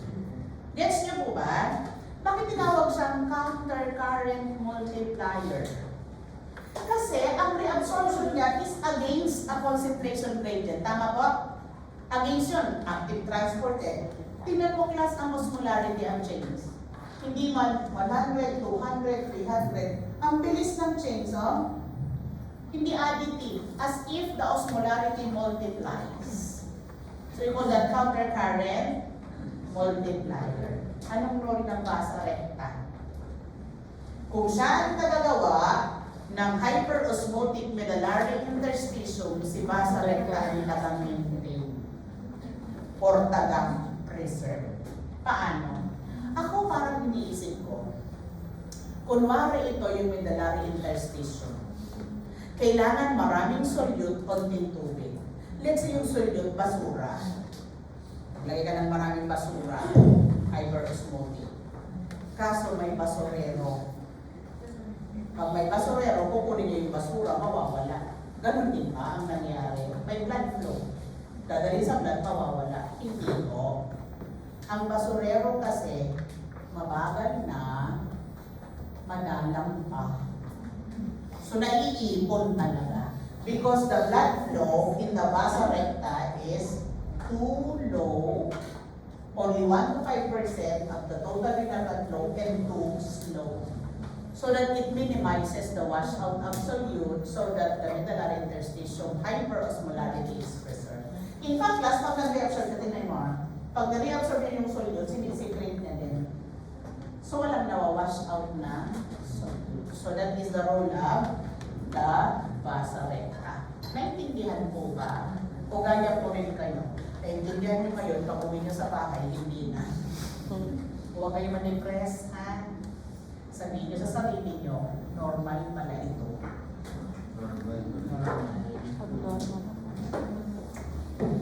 Alam mo, class, naintindihan ko kayo, no?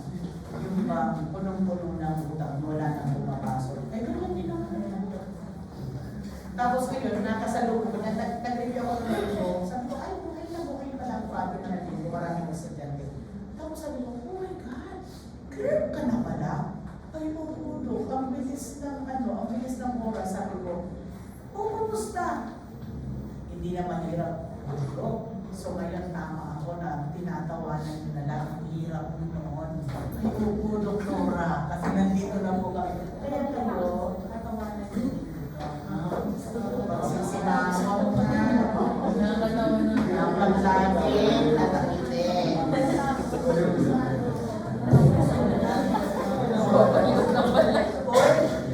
Parang kailan lang, mga first year sila. Tapos marami ako nakikita, oh my God, lagi kong nagsasabi nyo, hirap-hirap na mundo, lumabagsak mo. Pero nandun naman sila. Ibig sabihin, lumabag sa hirap tapos hirap mo. So, tandaan nga yung mga pagmumukha nyo. Makapagkita tayo doon sa mundo. No? Oh, anyway, ng urine volume. Halimbawa lang, ang kailangan mong itapon 600 milliosmoles absolute. Ang tanong, ilan dapat ang volume ng urine? Ang tawag yan ay obligatory urine volume. The formula is very easy. Just get the amount of solute that you excrete and divide it with the maximal concentrating ability. Ilan kasi yan? 1, 2 to 1, 4. Ang ginamit ko dito, 1, 2. Halimbawa, you want to excrete a solute of 600 milliosmoles divided with 1,200, tama ba? Is equal to 0.5. Ang kailangan mong volume, 0.5 liters ng urine. O halimbawa, you decided to ingest 1 liter of seawater. No? Seawater.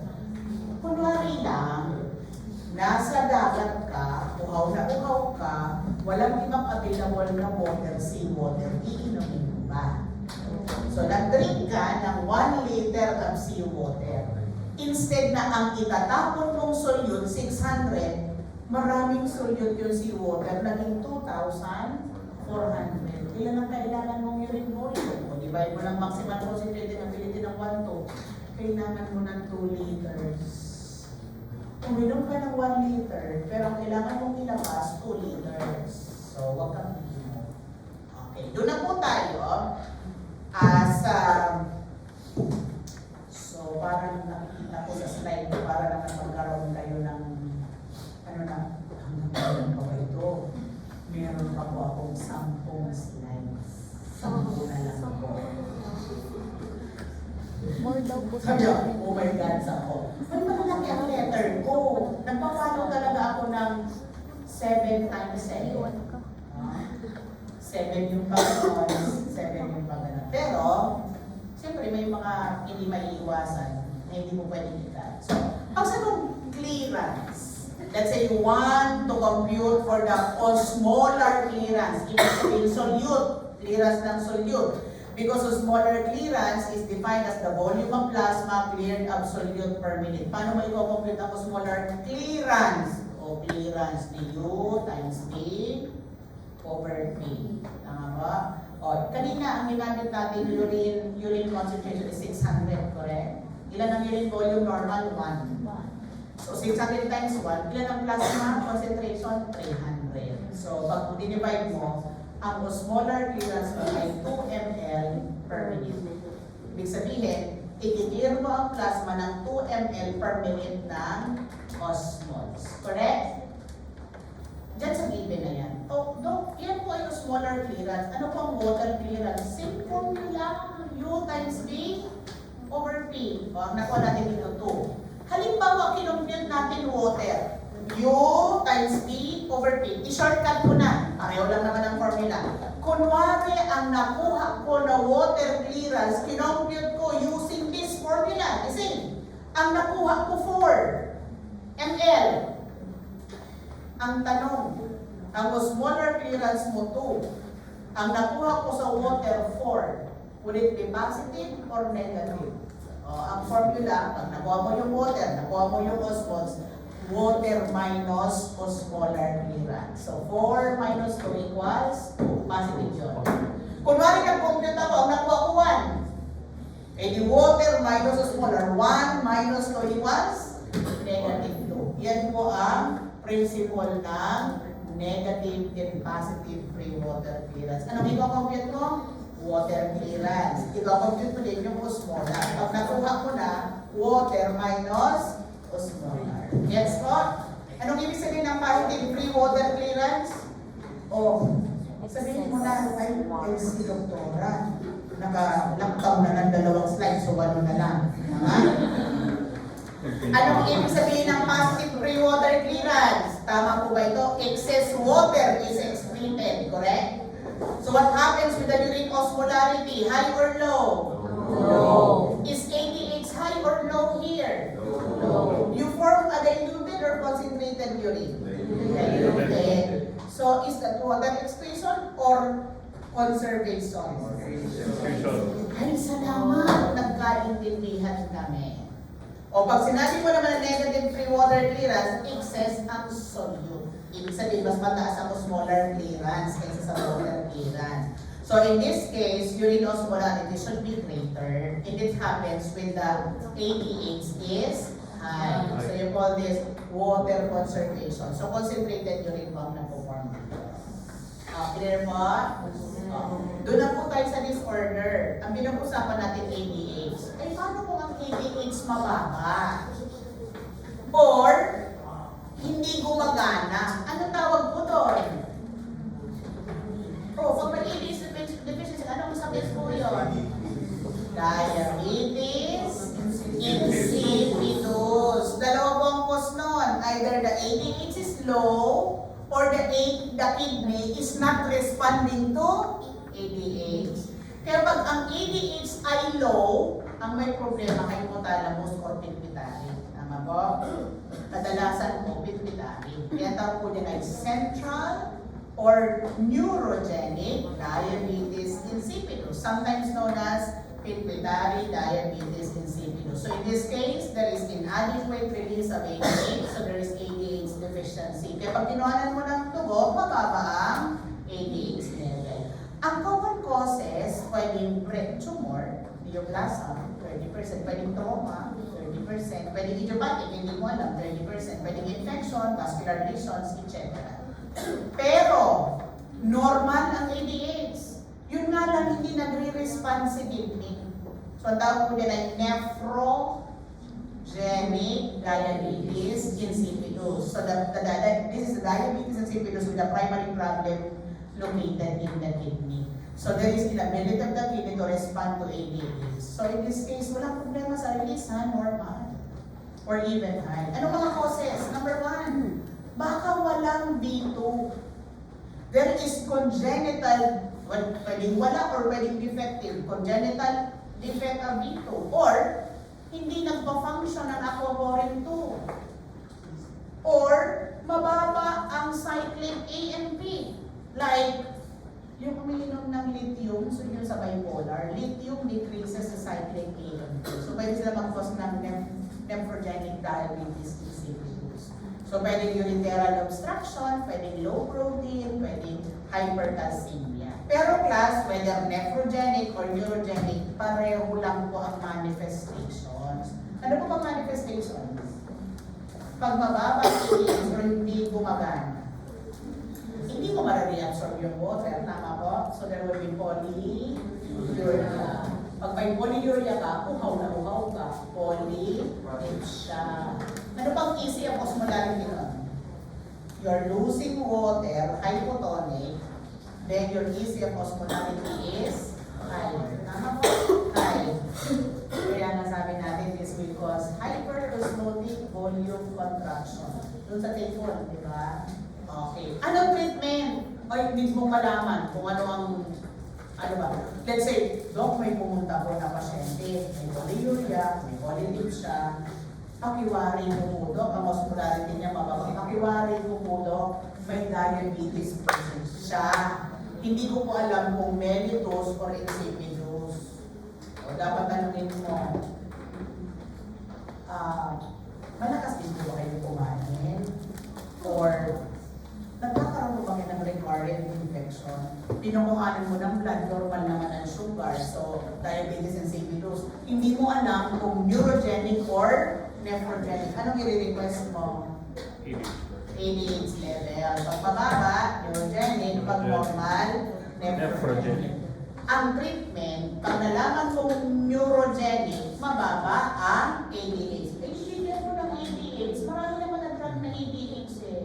May tawag tayong vasopressin, desmopressin, lipressin. Pwede mong ibigay. Ito ang mahirap. Pag congenital defect ng B2, wala ka magagawa doon. Sasabihin mo na lang yung pasyente mo, pag ihi ka ng ihi, inom ka ng inom. Pag ang aquaporin may problema, ano din. Pagka lithium, discontinue the drug. Pwede kang magbigay ng ibang drug. Tama po? O ano naman yung kabaligtaran? Hypersecretion. SI-ADH. Syndrome of inappropriate hypersecretion of ADH. So here, bakit kailangan paglagyan ng syndrome syndrome ang inappropriate? Pwede naman hypersaturation ng ADH. Because ADH is treated with high ECF osmolarity, correct? Sa mga pasyente dito, mababa ang osmolarity, inappropriate siya. Tama ba? The high plasma level of ADH is above, that would be expected on the basis of body fluid osmolarity. Hindi expect mo dapat mababa kasi high po. And yet, high po siya pero mataas. So, anong manifestation dito, class? Ang taas ng ADH eh. Hindi ba kami ka ma-reabsorb ng water? Tama ba? Eh, ano po ang urine mo? Scanty, concentrated. Ano pang ECF mo? Hypo osmolarity because you reabsorb water. Causes, it could be cerebral diseases, it could be pulmonary. O nagalamin na ako, apat na. O, kaya need mong i-regulate yung water, dapat hindi mataas. Ano ba mga causes ng mataas? Ingestion. Too much ingestion of water, too much infusion, tama po. Anong mga causes ng mga decrease? Dehydration, diarrhea, excessive sweating, polyuria. Bakit natin i-regulate ang volume? Kasi nababago ang osmolarity. Pag mababa ang volume, mataas ang osmolarity. Ano mangyari pag mataas ang osmolarity?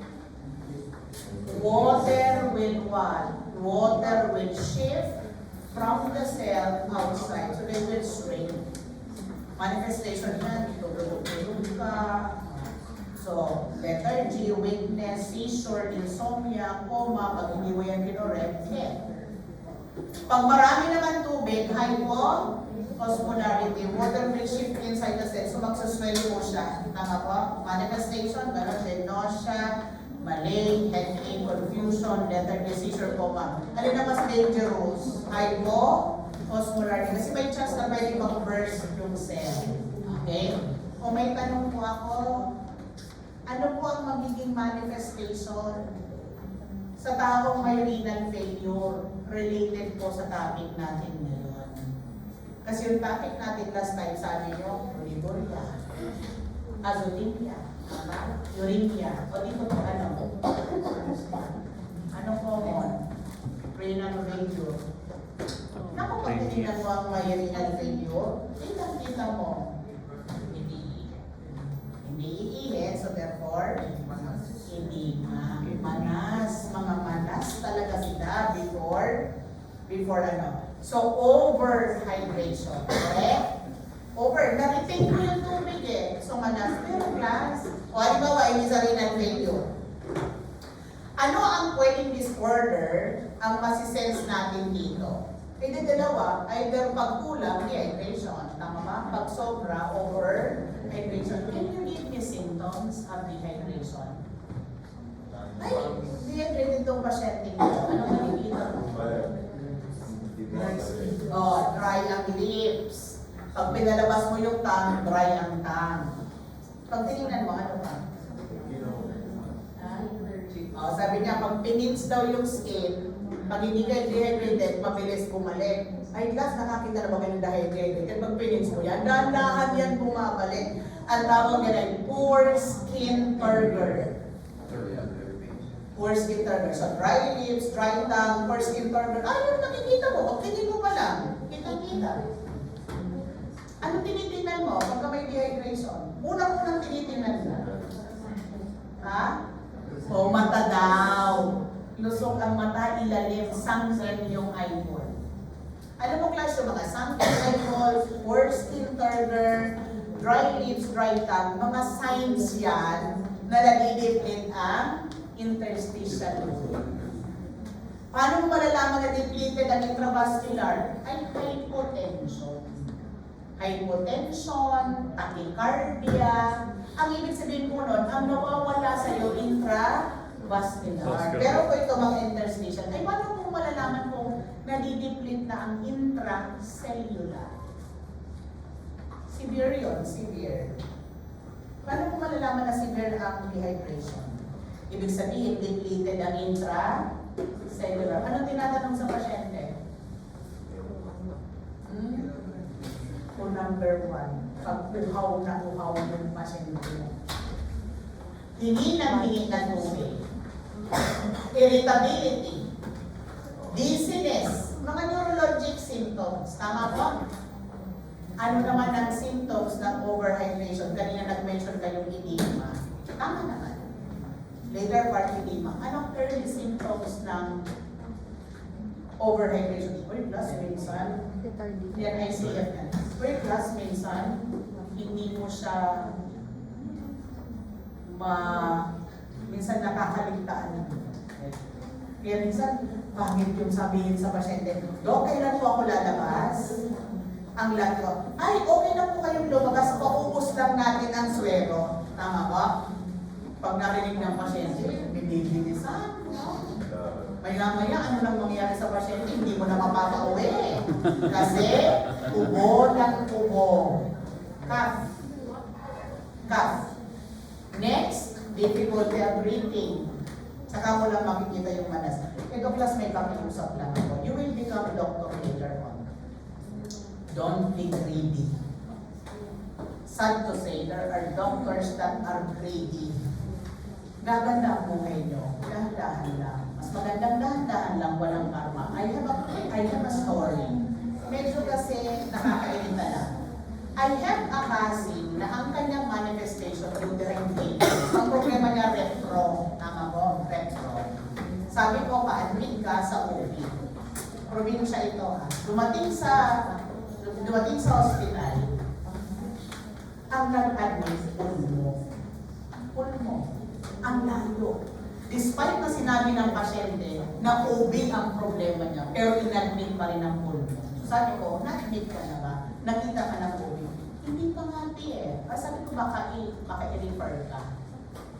Kinaumagahan, sabi niya sa akin, ang problema ko ate, ubo ako ng ubo. Nung na-admit ka ba, nag-ubo ba? Ay, hindi, wala akong problema. Na-x-ray nga daw siya, normal lang x-ray. Pero hindi ako makatulog. Tuwing hihiga ako, ubo ako ng ubo, hinihingal ako. Ha? Normal x-ray mo, ganyan ka. So, bigla ko naisip, hindi ka na ito overload. No? Sabi ko, nakaswero ka ba? Ay, oo ate. Naisip mo ba na, naramdaman mo ba na nung binigyan ka ng fluid sa kakainom mo, parang ganun natin, sa kahingal na hingal ako. So, tinawagan ko yung nurse. Sabi ko, ma'am, can I ask? Kasi napa-x-ray yung pasyente, normal ang x-ray. Bakit tubo ng ubo yung pasyente? Naka-fluid pala. Hindi kaya mabilis ang pulo ng tubig? Sabi niya, sino po bang doktor niya? Sinabi yung doktor. Sabi ko, ano po bang specialty niya? Pulmo. Ma'am, why pulmo? Repro ang problema ng pasyente, hindi siya makakibo. Alam mo ako ang naisip ko? Magulo ang naisip ko. Tell me if tama ako, pero baka hindi naman. Hindi kaya binilisan yung fluid para magbubog yung pasyente, para may rason na pulmo ang dapat hahawak. Can you harm the patient for that? Wag naman, ha? I just hope na pag-graduate nila ni Dr. Bang naman. So, are there any questions?